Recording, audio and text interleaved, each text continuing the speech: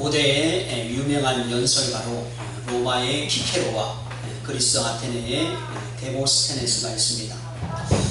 저는 말을 썩 잘하는 달변가는 아닙니다만은 이 두 사람은 모두 대종을 사로잡는 탁월한 연설가들이었습니다. 키케로라고 하는 사람이 연설을 마쳤을 때는 사람들이 모두 일어나서 환호를 하면서 야, 너무나 멋진 연설이다 라고 찬사를 보냈습니다. 반면에 데모스테네스가 연설을 마쳤을 때는 야, 훌륭한 연설이다 라고 하는 정도의 찬사가 아니라 이제 저 연설대로 행동에 옮기자, 지금 당장 이라고 말을 했다고 합니다. 히틀러 역시 대단한 웅변가, 연설가로 대중을 사로잡은 이러한 사람인데, 히틀러의 연설이 얼마나 사람들의 혼을 빼를 만큼 탁월했는지 상인이었던 쿠르트 뮤데케라고 하는 사람은 히틀러의 연설을 듣고 이렇게 말을 했습니다. 나는 종교적인 개종의 체험을 했다. 히틀러의 연설을 듣고 하나님을 만나는 그러한 감격 속에 빠진 그러한 환상을 경험했다는 것입니다. 사도 바울이 유대교회에서 그리스도인으로 바뀌는 개종의 체험을 다메섹 도상에서 했지요. 바로 히틀러의 연설을 들었던 이 쿠르트 뮤데케라고 하는 사람이 이러한 극적인 경험을 히틀러의 연설을 듣고 했다는 것입니다. 그렇다고 한다면 말로써 사람들을 종교적인 개종의 체험까지 하게 만들고 또 연설을 듣고 즉시로 행동으로 옮기도록 만드는 이 연설과 하나님의 말씀을 전하는 설교는 무슨 차이점이 있는가? 우리는 한번 생각해 볼 필요성이 있습니다. 먼저 연설이라고 하는 것은 연설자의 목적에 따라서 사람들을 움직이고자 하는데 그 목적이 있습니다. 히틀러나 데모스테네스의 연설은 어떻습니까? 사람들을 움직였습니다. 그렇게 행동하자, 지금 일어서자. 반면에 하나님의 말씀을 전하는 설교는 설교자의 의도대로, 설교자의 어떤 목적대로 사람들을 움직이려고 하는 것이 아니라 하나님의 말씀이 그 사람을 변화시키는 데 하도록 바로 그 목적이 있다는 것이지요. 그래서 설교자는 나팔수가 아니라 나팔이다 라고 이렇게 표현을 합니다. 만약 설교자가 스스로 나팔을 부는 사람으로 생각을 한다면 어떻게 되겠습니까? 바로 자신의 소리를 내기가 쉽다는 것입니다. 하나님은 전진하라고 말했는데 자기는 후퇴하라고 소리를 지르고, 또 하나님은 후퇴하라고 말을 하는데 자기는 전진하라고 소리를 지르고, 자, 이렇게 자신의 소리를 낼 가능성이 높아지게 된다는 것이죠. 또 이렇게 자신의 소리를 통해서 사람들을 움직이려고 하는 그러한 착각 속에 빠지기가 쉽습니다. 그리고 사람들이 자신의 말에 의해서 움직이기 시작하는 순간부터 하나님을 의지하는 것이 아니라 자신의 능력, 자신의 말에 의해서 사람들이 움직이는 것을 보고 자신의 능력을 과신하기가 쉽다는 것입니다. 오늘날 이러한 사람들이 적지가 않습니다. 제가 만났던 사람 가운데도 아주 말을 잘하는 사람입니다. 아주 달변가입니다. 계란 하나를 가지고 태양으로 만들 수 있는 정도의 말을 아주 기가 막히게 잘하는 사람인데, 이분이 이런 말을 한 것을 들은 적이 있습니다. 교회에 성도 5명만 있으면 그 교회에 담임 목사를 성지순례 내가 보낼 수 있도록 만들 수 있다. 자, 성도 5명을 쥐어짜가지고 성지순례 갈 수 있는 비용 몇백만 원을 끄집어낼 수 있다는 것입니다. 이 말 잘하는 사람이 성도 5명 있는 교회에 담임 목사를 성지순례만 보내겠습니까? 저는 그보다 더한 일도 할 수 있다고 생각을 합니다. 집문서도 끄집어낼 수 있을 것입니다. 사도행전 10장 34절 이하에 있는 말씀을 보게 되면 베드로가 이방인이며 로마 군대의 백부장이었던 고넬료를 찾아가서 설교하는 말씀이 기록되어 있습니다. 여기에 보면 베드로가 사람을 의도적으로 움직이겠다고 하는 말씀이 하나도 없는 것을 우리가 발견하게 됩니다. 설교의 가장 스탠다드라고 한다면 성경에서 말씀을 전했던 이러한 사도들, 하나님의 말씀을 대언했던 사람들의 그 말씀을 우리가 살펴볼 필요성이 있지요. 그들은 어떻게 설교를 했는가? 그들은 어떻게 하나님의 말씀을 전했는가? 자, 여기에 사도행전에 있는 말씀을 보게 되면 바로 베드로가 하나님의 말씀을 전할 때 그는 어떤 목적을 가지고 인간적인 생각을 가지고 고넬료의 집에 가서 설교를 하지 않았다는 것입니다. 베드로가 전했던 말씀의 내용을 살펴보면 이렇습니다. 하나님을 경외하며 의를 행하는 사람은 하나님께서 받으신다 라고 베드로가 설교를 합니다. 또한 하나님이 나사렛 예수에게 성령과 능력을 기름 붓듯 하셔서 선한 일을 하시고 마귀에게 눌린 모든 자들을 고치셨다 라고 말씀을 합니다. 또한 유대인들이 예수를 십자가에 달아 죽였으나 하나님이 사흘 만에 다시 살리셨다 라고 이렇게 말씀을 합니다. 또 이렇게 부활하신 예수를 믿는 사람들이 다 예수 그리스도의 이름을 힘입어서 죄사함을 받는다 라고 설교를 합니다. 자, 이렇게 설교를 할 때 성령 하나님이 고넬료의 집에 모여 있었던 모든 사람들에게 바로 임재를 하셨다 라고 이렇게 말씀을 합니다. 성령 하나님이 고넬료의 집에 모여 있던 모든 사람들에게 임재를 하시니까 그들이 방언을 말하고 또 하나님을 찬송했다고 말씀을 합니다. 말씀은 베드로가 전했습니다. 그런데 역사는 누가 하셨습니까? 베드로가 역사를 한 것이 아니라 바로 성령 하나님이 고넬료의 집에 있는 모든 사람들에게 임하셔서 그들에게 역사하신 것을 성경이 우리에게 보여주고 있다는 것이지요. 이것이 바로 하나님의 말씀을 전하는 설교라는 것입니다. 설교자는 하나님이 원하시는 말씀만을 전하면 어떻습니까? 역사는 누가 하십니까? 바로 성령 하나님께서 하신다는 것입니다. 말 잘하는 사람, 사람들의 심금을 울리고 감동을 끼치는 사람들은 이 세상에 얼마든지 많이 있습니다. 울게도 만들고 웃게도 만들고. 그러나 설교는 설교자에 의해서 역사가 일어나는 것이 아니라 하나님으로부터 그 역사가 시작된다는 것을 우리는 늘 기억해야 된다는 것입니다. 사도행전 14장에 보면 사도 바울이 루스드라에서 복음을 전할 때 나면서부터 걷지 못하는 한 안진뱅이가 바울의 설교를 듣게 됩니다. 이렇게 설교를 듣는 안진뱅이를 바울이 주목하여서 바라보니까 그에게서 무엇이 있는 것을 보게 되었다라고 성경이 말씀합니다. 바로 그 안진뱅이에게서 무엇이 있는 것을 사도 바울이 보게 되었느냐? 구원받을 만한 믿음이 있는 것을 보게 되었다는 것입니다. 바울이 전하는 복음을 듣기 위해서 불편한 몸을 이끌고 나온 안진뱅이에게 성령 하나님께서 구원 얻을 믿음을 그 마음속에 부어주신 것입니다. 이것을 누가 바라보았느냐? 바로 복음을 전하는 사도 바울이 바라보게 되었다는 것입니다. 오늘 저와 여러분들이 하나님 앞에 드리는 기도 또 예배 다 모든 것도 다 마찬가지죠.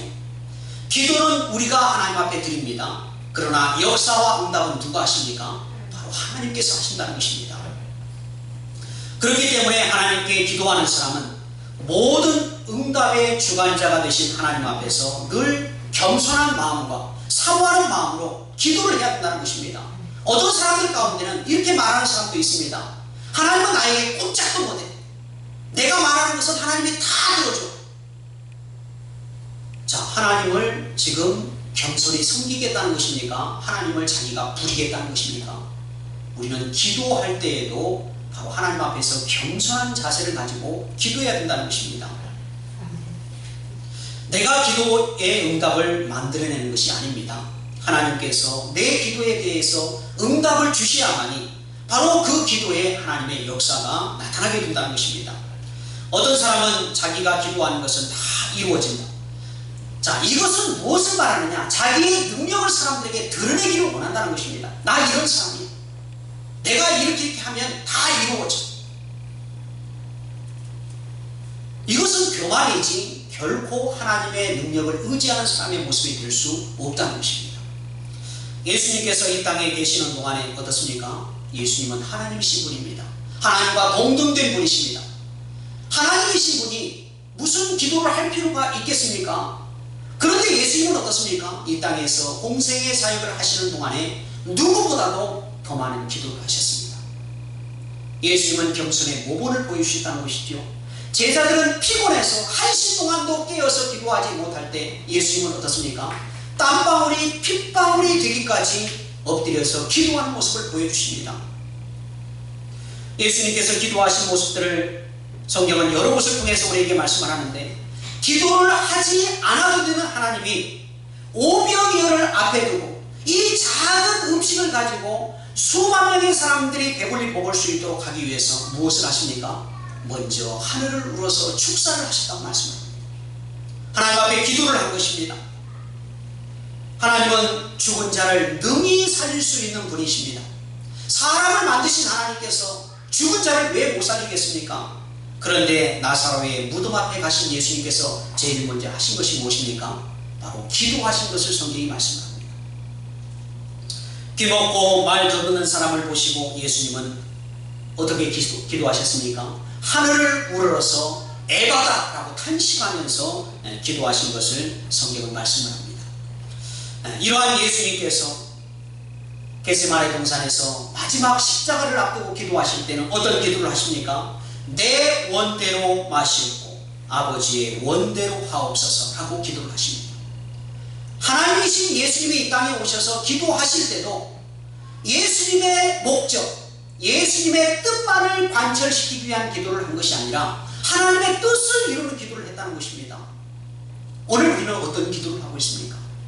오늘 우리는 하나님의 뜻을 이루는 기도를 하고 있습니까? 아니면 내 원하는 뜻만을 이루기 위한 기도를 하고 있습니까? 사도 바울은 우리가 잘 알고 있는 대로 대단한 복음의 전파자입니다. 위대한 복음의 증인입니다. 또한 성령 하나님으로부터 많은 은사와 능력도 받은 사람입니다. 바울의 손수건이나 앞치마만 가져다가 병든 사람에게 갖다 얹어도 병이 고침받았습니다. 자, 그러면 이러한 사도 바울의 모든 기도는 다 응답받았습니까? 성경은 그렇지 말하지 않습니다. 사도행전 16장 6절에 있는 말씀을 보게 되면요, 바울이 아시아에서 말씀을 전하고자 했지만 성령 하나님이 이것을 막았다고 말씀을 합니다. 복음 전하는 것은 하나님의 뜻이지만 그 복음 전하는 일에 있어서도 성령 하나님의 역사와 인도가 필요했다는 것입니다. 우리는 하나님의 일이면 다 하나님께서 원하실 것이다 라고 생각할지 모르지만 하나님의 일이라고 생각했던 것조차도 성령 하나님께서 인도해 주시지 않으면 그것은 하나님의 뜻을 거스르는 일이 될 수 있다는 것입니다. 바울은 아시아에서 복음을 전하고자 했지만 성령 하나님은 마게도냐 지역에서 복음을 전하기를 원하셨습니다. 또한 고린도전서 16장 7절에 있는 말씀을 보면은 바울이 찾아가기를 간절히 소원하고 오랜 시간 머물기를 원했던 고린도 교회에 대해서 이렇게 말을 합니다. 주께서 허락하시면 얼마 동안 너희와 함께 머물기를 바랍니다. 자, 주께서 허락하시면 내가 너희들과 함께 머물기를 원한다 라고 이렇게 말을 합니다. 만약에 주께서 허락하지 않으면 어떻게 한다는 것입니까? 주께서 막으시고 주께서 허락지 않으시면 아무리 고린도 교인들을 보고 싶고 그들과 함께 만나고 싶고 함께 교제하고 어울리고 싶어도 이것은 할 수 없다는 것입니다. 그렇기 때문에 오늘 저와 여러분들 역시 모든 기도의 응답자가 되시고 모든 일의 주관자가 되시는 하나님 앞에서 늘 겸손한 마음을 가지고 하나님의 뜻이 어디에 있는지를 우리는 물을 수 있어야 된다는 것입니다. 하나님, 내 목적만을 이루어주시기를 원합니다. 내 소원만을 허락해 주시길 원합니다 라고 하는 그 기도보다도 바로 하나님의 뜻을 구하는 기도가 우리에게 필요하다는 것이지요. 이러한 기도에 대해서 빌립보서 4장 6절로 7절에 있는 말씀은 이렇게 말씀을 합니다. 아무것도 염려하지 말고 오직 모든 일에 기도와 간구로 너희 구할 것을 감사함으로 하나님께 아뢰라. 그리하면 모든 지각에 뛰어나신 하나님의 평강이 그리스도 예수 안에서 너희 마음과 생각을 살피시리라. 하나님은 누구에게 은혜를 주시고 누구에게 응답을 하십니까? 바로 겸손한 자에게 은혜를 주시고 겸손한 기도에 대해서 응답을 주시는 것을 이렇게 말씀하고 있다는 것이죠. 오늘 본문에 있는 말씀은 하나님 앞에서 복이 있는 사람, 하나님으로부터 인정받는 사람이 어떤 사람인지에 대해서 또 그리고 그 사람의 삶의 모습이 어떠한지를 우리에게 말씀을 합니다. 먼저 오늘 본문 1절에 있는 말씀을 보게 되면 복이 있는 사람은 악인들의 꾀를 따르지 아니하며 죄인들의 길에 서지 아니하며 오만한 자들의 자리에 앉지 아니하고 라고 말씀을 합니다. 복 있는 사람은 단수로 표현된 반면에 악인과 죄인 그리고 오만한 사람은 어떻습니까? 모두 다 복수로 표현된 것을 우리에게 보여주고 있습니다. 악인들, 죄인들, 오만한 자들, 이것은 다수의 사람들 가운데서 복 있는 사람은 소수이며 복 있는 사람들은 특별한 사람들이라고 하는 것을 우리에게 보여주는 말씀입니다. 성경이 보여주는 하나님의 나라는, 하나님의 나라의 특징은 다수의 메이저리티가 아닙니다. 성경은 언제나 소수의 마이너리티를 우리에게 말씀하고 있다는 것이죠.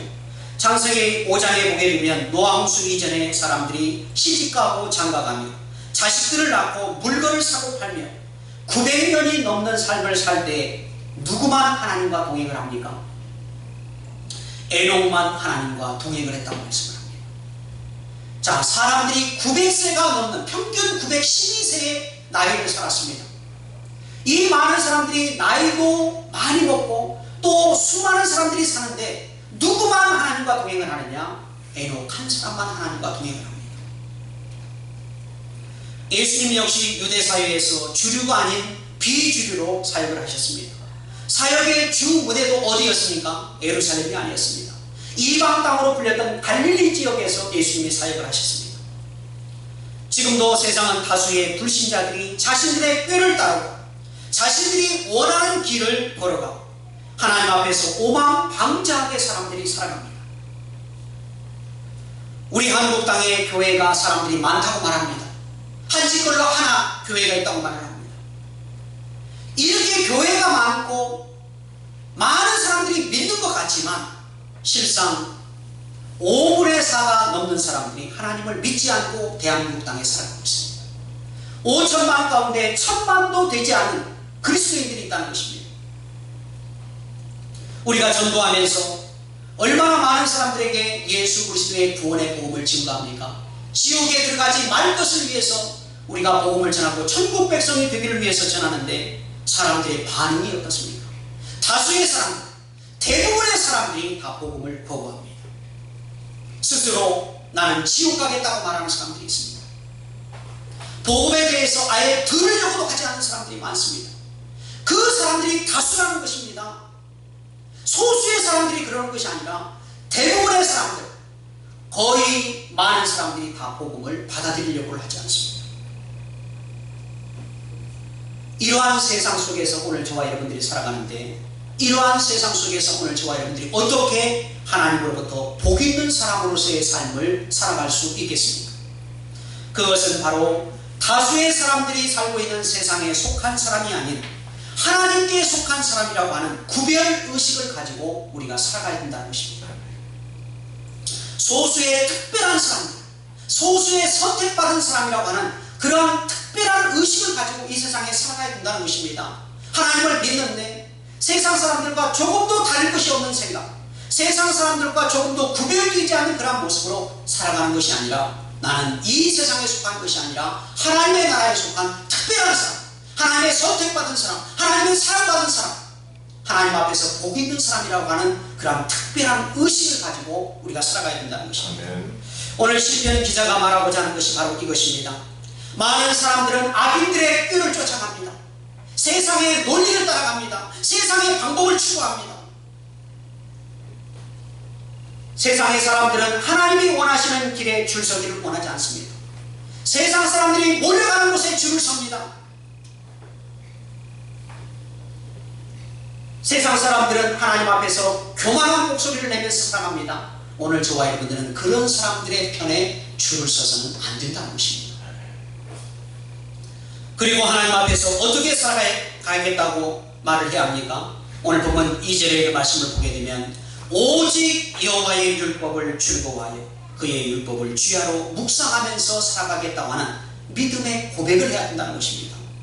여호와의 율법을 즐거워한다는 것은 하나님의 말씀을 듣는 사람의 상기된 자세를 말합니다. 백부장 고넬료가 베드로를 초청해서 하나님의 말씀을 듣기 전의 모습이 바로 이것입니다. 내가 하나님의 말씀을 들을 때 하나님의 지혜의 말씀, 내가 이 세상 속에서 죄를 이기고 마귀를 이기고 살아갈 수 있는 그 하나님의 말씀을 들을 때 상기된 태도, 바로 그 말씀을 내가 기쁘게 받고 그 말씀대로 살아가겠다고 하는 그러한 생각을 가지고 우리가 하나님의 말씀을 들을 때 바로 복 있는 사람이 된다는 것입니다. 베드로를 초청해서 고넬료가 자기의 집안 식구들을 다 모아놓고 말씀을 들을 때 어떻습니까? 사도행전 10장 24절에 있는 말씀을 보면은요, 고넬료가 베드로의 말 한번 내가 들어볼까? 베드로가 어떤 소리를 하나? 내가 한번 평가해보고 내가 우리 식구들을 한번 데려와야지. 고넬료는 그렇게 말하지 않습니다. 고넬료는 베드로가 오기 전에 그의 친척과 가까운 친구들을 다 모아놓고 베드로를 기다렸다고 말씀을 합니다. 하나님의 말씀을 듣기 위해서 고넬료는 기대와 흥분된 마음을 가지고 베드로를 기다렸다는 것입니다. 이러한 사모함이 있었기 때문에 어떤 역사가 그 집안에 일어나게 되었습니까? 성령 하나님이 베드로의 말씀을 듣는 그 자리에 그 모인 모든 사람들에게 임하게 되고 방언들이 터지고 하나님의 이름을 높이고 하나님을 믿고 섬기는 놀라운 역사들이 일어나게 되었다는 것입니다. 아무렴 어부 출신인 베드로가 말을 하면 얼마나 잘했겠습니까? 예배를 통해서 하나님의 말씀을 듣는 것은 성경에 대한 정보를 얻는 시간이 아닙니다. 오늘 저와 여러분들은 정보를 얻기 위해서 오늘 이 자리에 나온 것이 아닙니다. 성경에 대한 지식을 쌓기 위해서 나온 것도 아닙니다. 그래서 저는 교회에서 설교를 들을 때, 제가 다른 교회를 가거나 이렇게 설교를 들을 때 보게 되면 무언가를 꼭 적으려고 이렇게 하는 사람들이 있습니다. 무엇을 적는데 시간을 뺏기면 안 됩니다. 제가 김정은이 아니잖아요. 김정은이 앞에서 북한 간부들이 얼마나 수첩을 가지고 그 말 한마디라도 빠뜨리면 총살을 당할까봐 그냥 그 앞에서 한자도 빠지지 않고 막 적고 있으니까, 하나님의 말씀을 듣는 그 시간은 무엇을 적는 시간이 아니고 정보를 얻는 시간이 아니고, 오늘 하나님께서 지금 나에게 어떤 말씀을 주시는가, 하나님께서 그 말씀을 통해서 내가 어떤 사람이 되기를 원하는가, 바로 그것을 발견하는 시간이 되어야 된다는 것입니다. 또한 복 있는 사람은 이렇게 하나님으로부터 받은 말씀을 어떻게 한다고 말씀을 합니까? 주야로 묵상을 한다고 말씀을 합니다. 주야로 묵상을 한다고 하는 것은 들려진 말씀을 삶 속에서 되새기고 그 말씀을 삶에 적용시키면서 살아가는 것을 말씀을 합니다. 요셉이 꾸었던 두 가지 꿈이 있습니다. 요셉의 곡식단에 형들의 곡식단이 절하는 꿈과 하늘의 해와 달과 11별이 요셉에게 절하는 꿈입니다. 자, 이 꿈이 무엇을 말합니까? 이것은 비전을 말합니다. 꿈은, 사람들이 꾸는 꿈 가운데는 아무런 의미 없는 꿈들이 있습니다. 개꿈도 될 수 있습니다. 그냥 자기의 삶 속에서 일어났었던 그 생각을 꿈속으로 다시금 되새기는 경우도 있습니다. 그런데 하나님이 사람에게 보여주시는 비전은 어떻습니까? 하나님의 작정이 들어있습니다. 하나님께서 반드시 이것을 너를 통해서 이루겠다는 그러한 하나님의 의지가 담겨 있습니다. 이게 바로 비전입니다. 바로 하나님께서 요셉을 통해서 하시고자 하는 일들을 요셉에게 꿈을 통해서 보여줬습니다. 오늘 본문에 있는 말씀을 한다면 하나님의 말씀이 요셉에게 들려진 것입니다. 이렇게 들려진 하나님의 말씀을 요셉이 어떻게 합니까? 한 귀로 듣고 한 귀로 흘려버리지 않습니다. 계속 하나님이 보여주신 그 비전을 묵상을 합니다. 장차 형들이 나에게 엎드려서 절을 할 때가 올 것이다. 형제들과 부모가 나를 찾아올 때가 있을 것이다. 이러한 믿음을 가지고 그 말씀을 계속해서 묵상을 합니다. 결국 어떤 결과가 요셉에게 이루어졌습니까? 애굽의 총리가 되고 형들이 와서 절하는 하나님의 말씀의 성취가 이루어지는 것을 요셉이 목도하게 됩니다. 하나님은 선포되는 말씀을 통해서 오늘 우리에게도 하나님의 뜻을 나타내기를 원하십니다. 하나님의 말씀을 아무런 의미 없이 들려지는 허공을 울리는 메아리가 아니라 하나님의 말씀을 통해서 오늘 우리에게 주시고자 하는 하나님의 뜻이 있다는 것입니다. 이 뜻에 우리의 심령이 부딪힐 때 그 말씀을 가지고 어떻게 해야 된다는 것입니까? 한 귀로 듣고 한 귀로 흘려버리는 것이 아니라 그 말씀을 계속해서 내 마음에 새기고 그 말씀을 묵상하면서 기도하면서 나갈 때 그 말씀이 어떻게 된다는 것입니까? 나의 삶 속에 이루어지게 된다는 것입니다. 이렇게 이루어지시는 결과에 대해서 오늘 본문 3절에 있는 말씀을 보게 되면 시냇가에 심겨진 나무와 같은 인생이 될 것을 우리에게 말씀합니다. 아무렴 하나님의 말씀을 붙잡고 그 말씀을 의지하고 늘 묵상하고 나가는 사람에게 왜 하나님이 은혜를 베풀어 주지 않겠습니까? 이스라엘의 자연 환경이 어떻습니까? 이스라엘은 오늘 저와 여러분들이 잘 알고 있는 것처럼 강우량이 적습니다. 땅은 매우 척박합니다. 이러한 이스라엘 나라에서 오늘 성경이 말씀하고 있는 시냇가에 심겨진 이 나무라고 하는 것은 바로 무엇을 말하느냐? 수로 곁에 심겨진 나무를 말합니다. 오늘날 말하면 상수도관을 말합니다. 이스라엘 나라는 건조한 나라이기 때문에 상수도관을 통해서 이 수로를 통해서 물을 도시에 끌어와서 그 물을 사용을 합니다. 자, 오늘날처럼 이 상수도관이 파이프 이런 걸로 잘 만들어져 있으면 물 새는 게 많지 않겠지요. 그런데 돌로 만들어진 수로는 어떻습니까? 중간중간에 이음매마다 물들이 떨어집니다.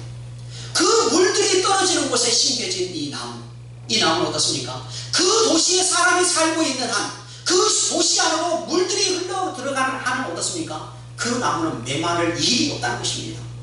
시냇가에 있는 나무는요, 가뭄이 오면 그 시냇가도 바짝 마를 수 있습니다. 거북이 등처럼 갈라질 수도 있습니다. 그러나 사람들은 물 없이는 살 수 없습니다. 어떤 방법을 통해서든지 그 수로를 통해서 물을 끌어와야 합니다. 그러니까 가뭄이 들어도 갈릴리 호수에서 물을 끌어오든 아니면 땅에서 물을 끌어서 올리든 간에 계속해서 그 수로를 통해서 물이 흘러갈 수 있습니다. 그 수로에서 물이 흘러가는 동안에 뚝뚝 떨어지는 그 물을 통해 그 곁에 심겨진 나무는 어떻습니까? 계속해서 그 물을 받아서 계속해서 성장하고 또 좋은 열매를 맺게 된다는 것이지요. 오늘 저와 여러분들이 바로 하나님의 말씀을 즐거워하고 그 말씀을 주의하는 묵상하는 삶을 살아갈 때 하나님의 말씀의 물, 생명수의 그 물이 우리의 삶 속에, 우리의 심령 속에 뚝뚝하고 계속해서 떨어지게 된다는 것입니다. 바로 이러한 하나님의 생명수의 물이 우리의 심령 가운데 떨어지게 될 때 우리의 삶이 어떻게 되겠습니까? 우리의 삶이 시냇가에 심겨진 나무와 같이 날마다 푸르르고 또 가지가 쭉쭉 뻗어가고 좋은 열매를 맺는 삶이 되지 않겠습니까? 바로 이러한 성도가 될 때 이 성도가 어떤 사람이냐? 오늘 성경이 말씀하고 있는 복 있는 성도가 된다는 것입니다. 이러한 복 있는 성도가 되어서 하나님 앞에서 푸르른 신앙을 가지고 좋은 열매를 맺고 하나님 앞에서 풍성한 은혜의 복을 누리는 귀한 성도들 되기를 주의 이름으로 축원합니다. 기도합니다.